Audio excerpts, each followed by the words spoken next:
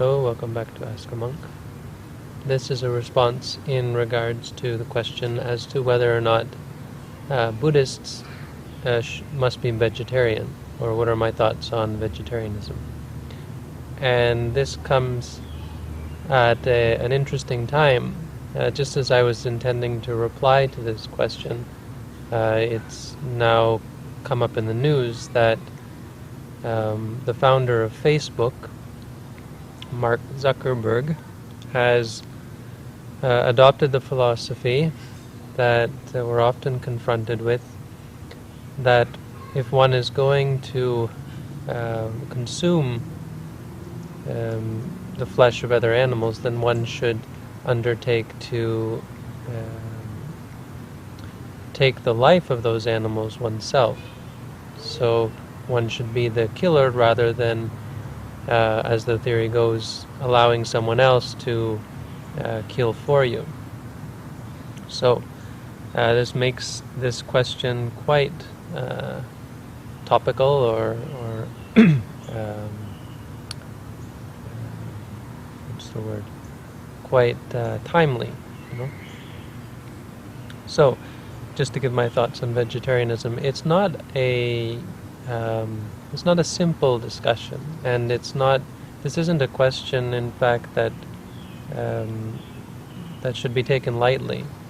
Surprisingly, it might seem like it's not a terribly important topic, but it involves the very core issue of Buddhist ethics, and an understanding of it requires an answer of this question. To this question requires an understanding of what exactly Buddhist ethics are, and the sort of philosophy that the Buddha had. So first of all, I want to say that this is probably one of those questions that's going to get negative responses from both sides, from the people who believe Buddhists should be vegetarian, and from those who believe, not Buddhist, but those who sort of believe that people like Mark Zuckerberg are correct, that it's better to kill for, better to be the person who does the killing rather than be hypocritical and eat meat. Eat meat, but don't agree with killing. If your stance is that eating meat is okay, then you are not therefore able to hold the stance that killing is not okay, and therefore you should actually be better off to kill for yourself rather than have people kill for you. I don't know what to say that except that to be clear that I'm aware that this isn't going to be universally held, and I don't want people to think that my view is the view held by all Buddhists or by all people who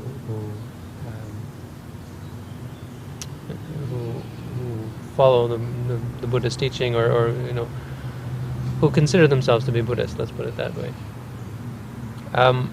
So let's talk. We have to talk about two things here. The first one is an understanding of Buddhist ethics. Buddhist ethics are based on ultimate reality, and shouldn't be a scary term, especially if you've been following the meditation teachings that I teach, or that are presented by the Buddha himself. What it means simply is the experience of the reality around us in the present moment. So Buddhist ethics are not intellectual. They're not passed down by some higher authority. They're scientific. Something is unethical, not because of specifically the suffering that it brings to the victim, in the case where there is a victim, or to other people. They're not unethical because they cause suffering. They're unethical because they change the mind of the person who undertakes them. They lead to one's own detriment. Something is ethical and simply because it, by its very nature, degrades the state of one's mind. So when Mark Zuckerberg cuts the throat of a goat, immediately what comes to my mind is not the suffering that the goat is going through, because that's actually relatively minor. It's not a big deal to have your throat slit. That might seem like a horrific thing to have happen, and indeed it is. But relative to the state of mind of a person who would do that to another living being, I find that far scarier. And that's not that's not an intellectual view. It's one that comes from looking at my own history and the things that I've done, and being able to compare them with these sorts of action. I cringe at the thought of someone doing that to another living being, and that comes from cringing at my own actions and being able to see being able to see the results of my own actions and how they've affected me, and how wrong it was, feeling bad about them from the core of my being. It comes from an ability to empathize, which we gain through the meditation practice. Because someone who empathizes with the suffering of others will never do these things. And it's only through the pushing away or the repression of our empathy for the suffering of others that we're able to do these sorts of things. It's a horrific thing to kill another living being, and the fact that that's not clear to us is just a sign that our mind, that we haven't taken the time to look at the nature of our actions. People who take an intellectual point of view will often see nothing wrong with killing, and in fact will often postulate situations such as this where killing is the preferable method. Now, when you look at it in this way, and indeed if you should understand that this is how the Buddha would have us look at ethics, then to compare the two situations, before we talk about vegetarianism, comparing the two situations, a person who eats meat and a person who kills, from this point of view, now putting aside any intellectual arguments, and I'll try to get to that in a second, simply from the experiential point of view, which is the proper view according to the Buddha, whether you agree with it or not, it's a world of difference. You can eat meat without any unwholesomeness in your mind. It's possible. I think that should go without saying, that a person can be mindful of something, no matter what it is, putting it in your mouth, swallowing it, and tasting it, and so on, and making use of the energy, without having any malice or any thoughts of causing suffering to any being at all. And it's only when we become intellectual about it, and when we make the assumption, for instance, that more beings are going to have to die, or someone is going to have to kill for us, or I guess in the sense of people like Mark Zuckerberg, and many people have this view that one should kill for oneself. The idea that you won't respect the significance of the act, but really the person who kills cannot help but crush experience a state of crushing and repressing our natural empathy for each other as living beings, and will degrade the state of their mind. And this is empirical. This is something most people can't see. I have a story that I always tell about when I was young and I was hunting with my father. I wasn't always a Buddhist. And I killed a deer actually once, which is my claim to shame. But it was very difficult. It was a very difficult thing to pull the trigger, which was strange because I had no qualms about it at the time. I wasn't at all afraid of hurting other beings. I had some empathy, but not anything nearly as advanced as it should have been. And so, but nonetheless, my whole body shook, and it was a difficult thing to do. After that, it became a lot easier. After the first time, as I got into it and got used to it, became accustomed to it, it got a lot more difficult. And simply because of the repression that goes on and the degradation of the mind until you become numb to it.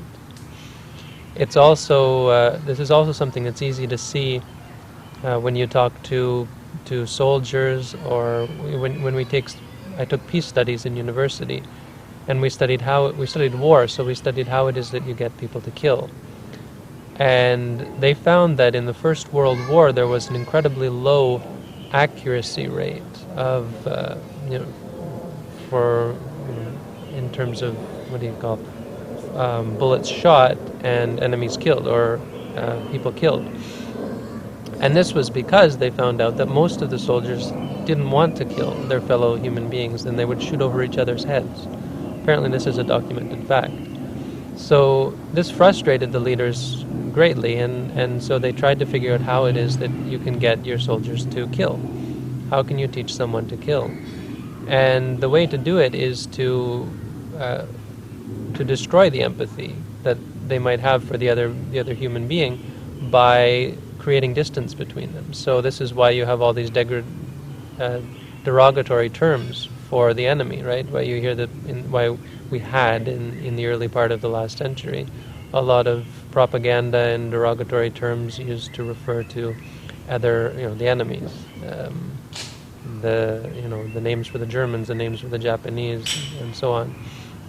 And the movies that show them, vicious and mean and cruel, and so they did everything they could to create a distance and destroy the ability to empathize with the other living being. And they found that this helped. What they found that helped even more is when they started using more technologically advanced means of killing each other, bombing. Because bombing, then what the soldiers would say is, it's just like a video game. And so they had very little qualms about dropping bombs and so on. I think this points quite clearly to the relationship between empathy and the state of killing, the act of killing, and how you need to crush your empathy in order to do it. So I think people who use the computer a lot, it gets easier for them, because if you're not careful, it's easy for you to build up intense states of concentration that are able to crush your emotions, crush your sense of reality and empathy. And so it's very easy to think logically that this is somehow a better way of doing things. So okay, that's on the one side, but this also helps us to understand what the Buddhist answer to the question, should we be vegetarians, is. The answer is no. The answer is, in regards to the requirement for being a vegetarian, no, there is no requirement, and there shouldn't be a requirement. And in fact, I would postulate, but this is actually a little bit of a different argument, I would postulate that it's better not to be totally vegetarian. What I would advocate is passive vegetarianism. And that's in the sense of not desiring meat. But this is actually a different argument. I want to finish the first argument. The first argument is pointing out that in terms of the empirical nature or the experiential nature of eating meat and killing, it's two completely different things. A person who eats meat can do so free from guilt. This is my understanding. This is what we have in the earliest Buddhist texts that I'm aware of. Not in all Buddhist texts, but this is the understanding that I follow, and I think, in my mind, it's quite clear, even though many people will disagree. So the other argument that has to do with the intellectual side of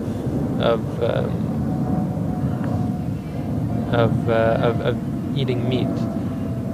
And so the argument goes that, irregardless of the states in the person's mind at the time, that there is an ethical responsibility to refrain from eating meat, because animals will be killed.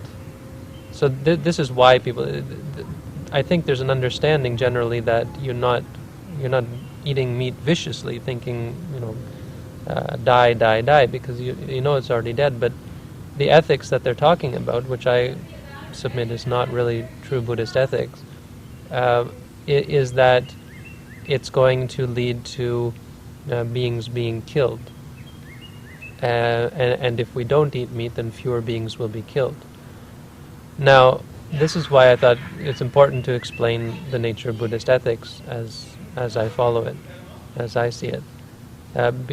Because this sort of ethics really doesn't hold up in my mind, because all beings have to die. As I said, the real problem isn't that beings are killed or so on, because we all have to die. More suffering, less suffering is really all relative, and it's really not the biggest problem, because eventually we're all going to have to learn to understand and to let go and to not be affected by suffering. So it's not necessarily the case that suffering is going to be a bad thing or something we have to worry about. What we really have to worry about is the state of our minds. So a person who eats meat does so with a pure mind. A person who kills obviously does so with an impure mind, and that's really where the difference lies. A person who eats meat is not thinking of or has no real connection with the act of killing that goes on. The idea that somehow you can stop beings from being killed is really a bit short-sighted, I think, considering the fact that when you look at the world around us, the amount of killing that goes on is something to an incredible the magnitude of the problem. If your solution if your goal is to find a solution to the problem of killing, then just stepping out your door is going to cause difficulty for you because of the murder that goes on in every quarter by every type of being on Earth, by most types of beings. If you're not a predator, you're prey, for the most part. And so this points to the second part of the argument, that Buddhism is a path towards simplicity. This sort of intellectual argument has no place in Buddhism, because we're not trying to change the world. We're not trying to fix the world. The world is, by nature, it's something that we've created out of our ignorance. It's something that we've put together based on our craving, based on the idea that somehow we're going to create a stable and lasting state of existence. And what the Buddha realizes is that you can't do it, because everything is unstable and changing. And because as the more you try to cling to things as stable, the more you create suffering.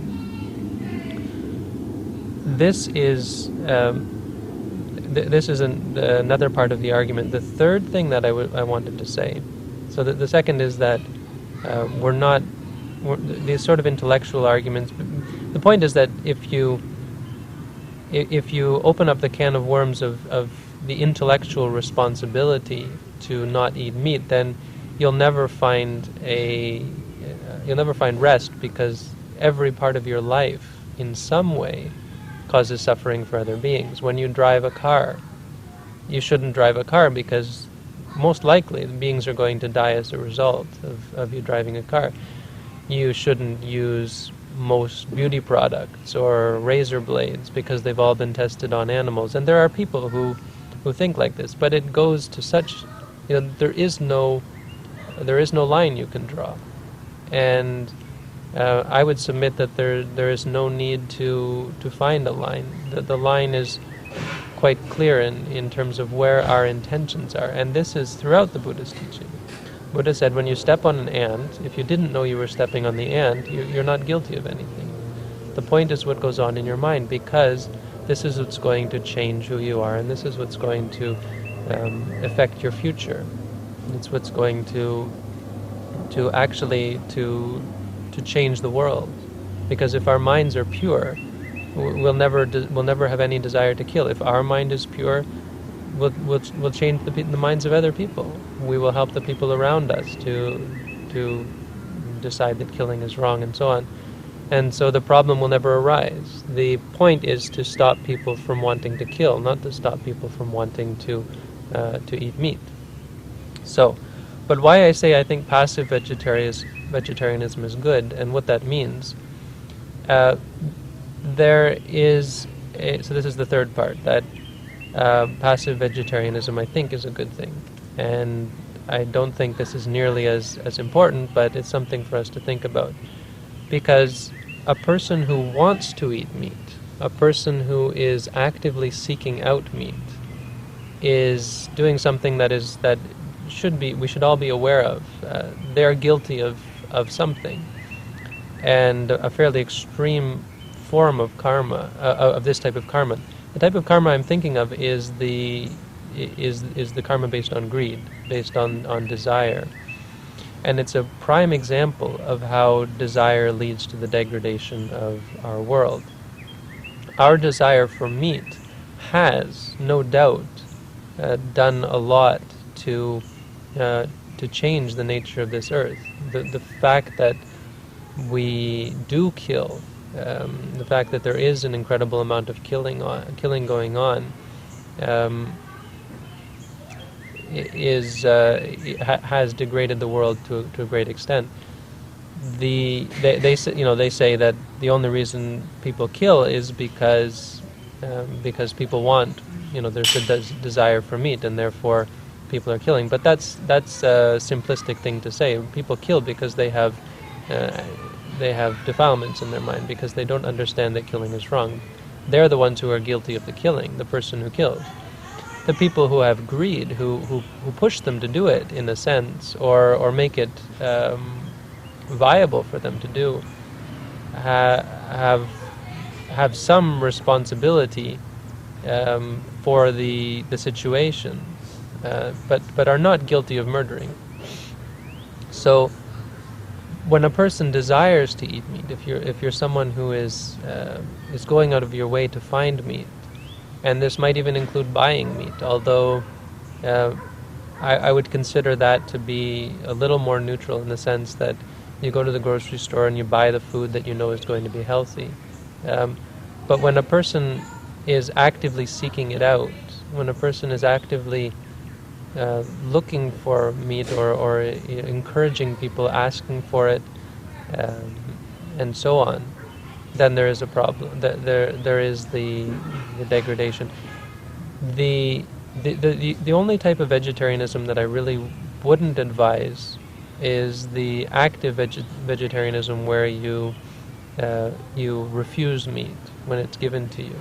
And this is, as monks, this is the type of vegetarianism that we don't subscribe to. So, as monks, we are guilty if we ask for meat, if we desire meat, if we're looking for it.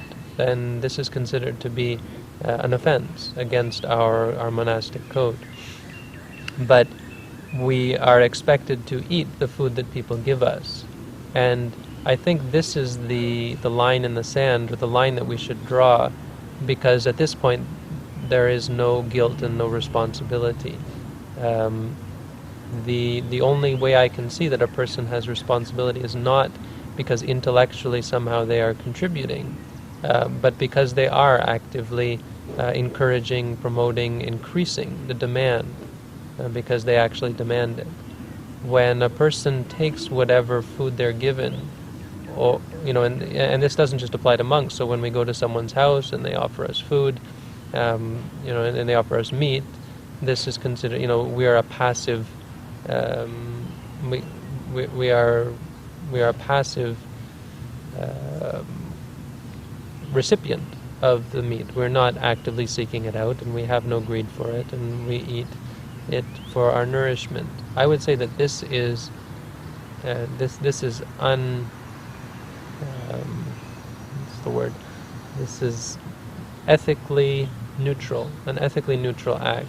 And so for this reason, I would say that no, it's not necessary to be vegetarian. I would say that there is an argument that we should not actively seek out meat. But if a person is looking to practice meditation and follow the Buddhist teaching, I would say that even could be that buying meat is not a real problem if your intention is not to specifically buy meat, but simply to buy food that is going to sustain you with the only object for the practice of meditation. Because, as I said, the point of the whole argument, the point of the Buddhist teaching is the simplification of our lives, that our lives should be simply about our experience. When we see, it's only seeing. When we hear, it's only hearing. The Buddha said this is the way to enlightenment. The way we should train ourselves is that seeing becomes only seeing, hearing becomes only hearing, smelling, tasting, feeling, and thinking. So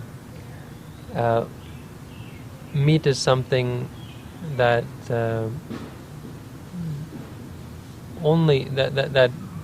only has significance in an intellectual sense. On an experiential level, it's something that has been abandoned. There is no mind involved, so there is no empathy and no sympathy and no relation to ourselves, no connection to ourselves that needs to arise in the mind. It's a physical that has been abandoned by the being to whom it once belonged. So that is my understanding of vegetarianism, that it's not quite as simple as one might think, and it does show that that Buddhist ethics are actually quite logical, scientific, and quite simple, easy to understand, I should think, especially if you're practicing meditation. The only time it would be unethical is in the same way that anything that has to do with, involves greed is unethical. Anytime we have greed, we can see why the world is being changed in so many ways. It's totally about greed. Our greed for oil, our greed for land, our greed for gold, money, our greed for computers and electronics. This is a good example, for instance. The electronics industry and all of the metals and so on is actually creating great conflict in the world. So there are people who will say that using the electronic devices that we have with the computer chips and so on, with all of their metals that have to be mined and therefore have to be fought over. So the people who are using these are actually contributing to the conflicts in places like many African nations where they are doing mining and there's not one group, everyone's fighting over them, and there's a lot of suffering that goes on. My point is that it's not direct, because a person obviously who uses the electronic devices has no thought in their mind that they're doing that. The point is those people who are fighting over these things are, if they were to give up, then there would obviously be no problem. When we let go, and the people who are encouraging the fighting, who are pushing to get these minerals and so on, but yet we can see how our greed affects that, how our need for these high-tech gadgets and so on. So this is an unethical part of our being that we should give up. If we can use things like technology that exist without greed, without attachment, without need for them, and without need for really everything, then there would never be any need to go to war for anything. We'd all be able to use what we have. But you can see it's totally based on greed that we're fighting over rocks, as an example, and so many other things. This is a different aspect of the issue of vegetarianism, as it is an aspect of all of our actions, all of the part of our lives that has to do with our desires and our need for this or that. So I hope this has been interesting and helped to put somehow in perspective the issue of vegetarianism. I think it's sad that people might feel guilty when they eat meat, unreasonably, thinking that somehow they are responsible for some sort of killing. And I know there are many people who feel that way, and actually probably quite disagree with what I'm saying here. But I would ask those people to look in their own minds and to see the state of mind, even as they're listening to this video, because it's the state of our mind that is the most important. It's the only thing that's going to determine our future. If I eat meat, I'm not worried about it because it means nothing to me. I know that the being is gone. But when I see living beings, even farm animals or so on, knowing that they have to be slaughtered, it's really a totally different state of affairs. I could never do some of the things that I did before because I understand the suffering involved. It's quite clear, I think, if you meditate, to see the difference, that you would never wish suffering on another being if you understand the nature of suffering and the nature of the defilements that lead us to cause suffering for others. So I think that's enough for this question. Thanks for tuning in. All the best.